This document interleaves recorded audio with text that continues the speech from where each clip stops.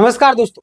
GSSC के द्वारा अभी भी एक बड़ा नोटिस जारी किया गया और ये जो नोटिस है, कौन सा नोटिस है आपको यहाँ पे दिख ही गया होगा। लेकिन लास्ट में मैं कई सारे पॉइंट को डिस्कस करने वाला हूँ।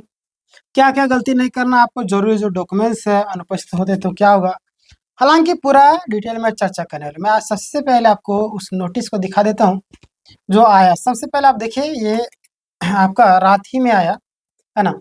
झारखंड एएनएम प्रतियोगिता परीक्षा 2025 नियमित बैकलॉग आवश्यक सूचना देखिए 13/5/2026, यानी कल रात को आया।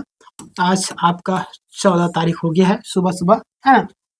देखिए, झारखंड एएनएम प्रतियोगिता परीक्षा 2025 के आधार पर अल्प सूचीबद्ध अभ्यर्थियों के प्रमाण पत्रों की जांच के कार्यक्रम आयोग कार्यालय कालीनगर चाय बगान नामको रांची में दिनांक 18 से आपका स्टार्ट है ना। 18/5/2026 से दिनांक 26, यानी कि 18 से आपका 26 तक निम्नलिखित कार्यक्रम के अनुसार 2 पालियों में होगी। प्रथम पाली 11 बजे से आपका 1:30 तक, द्वितीय पाली आपका 2:30 बजे से यानी कि 2:30 से आपका 5 बजे तक।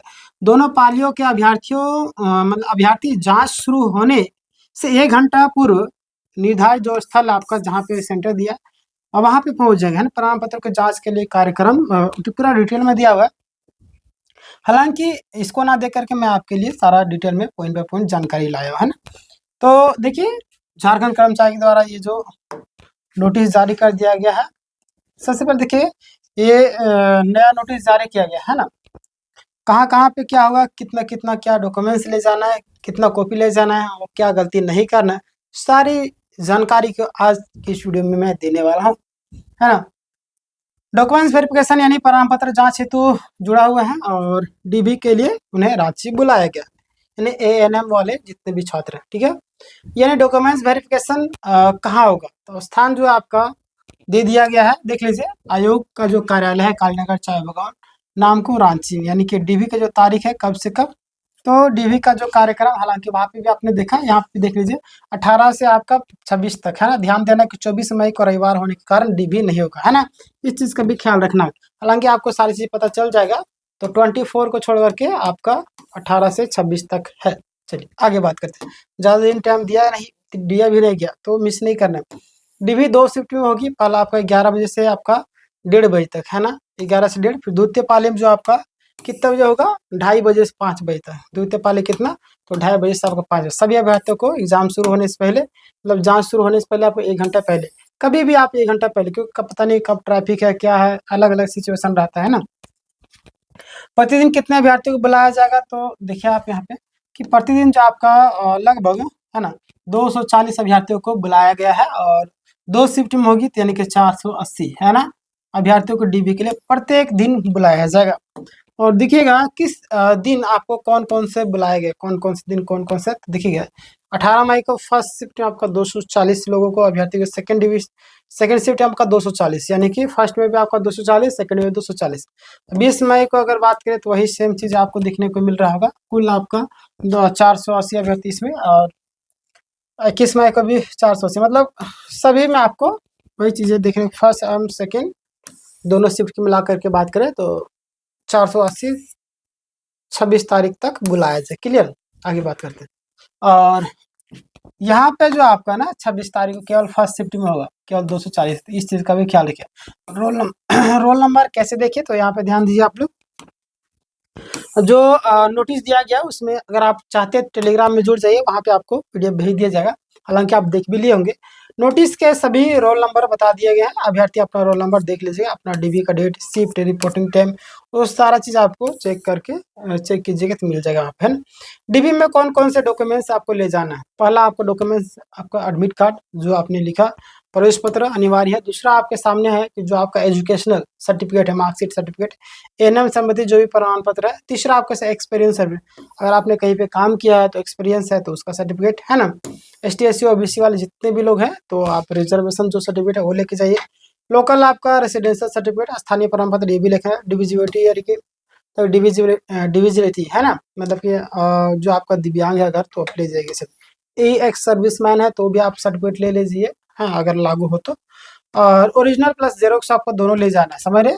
और अभ्यर्थियों को जितने भी मूल प्रमाण पत्र है सारा साफ साफ अक्षर में दिखना चाहिए, इस तरीके से फोटोकॉपी होना चाहिए। क्लियर, ये ना कि जैसे तैसे आधा मिट गया है, पुराना वाला नहीं। एकदम फ्रेश करना है। चलिए आगे बात करते हैं। पासपोर्ट साइज फोटो जरूरी है ना, हाल ही में जो आप खींचा हुआ है सिंपल में।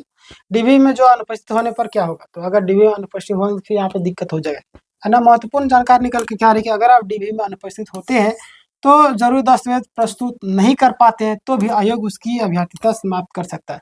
तो यहाँ से समझ लीजिएगा जो भी जरूरी डॉक्यूमेंट्स है वो आपको लेकर के जाना होगा।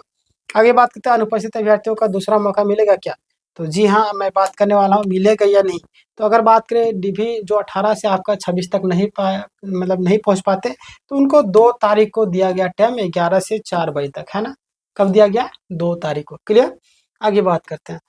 अंतिम मौका ये दिया जाएगा 2 तारीख को, तो इस चीज़ का भी ख्याल रखेंगे। इसके बाद आपको कोई भी टाइम नहीं दिया गया।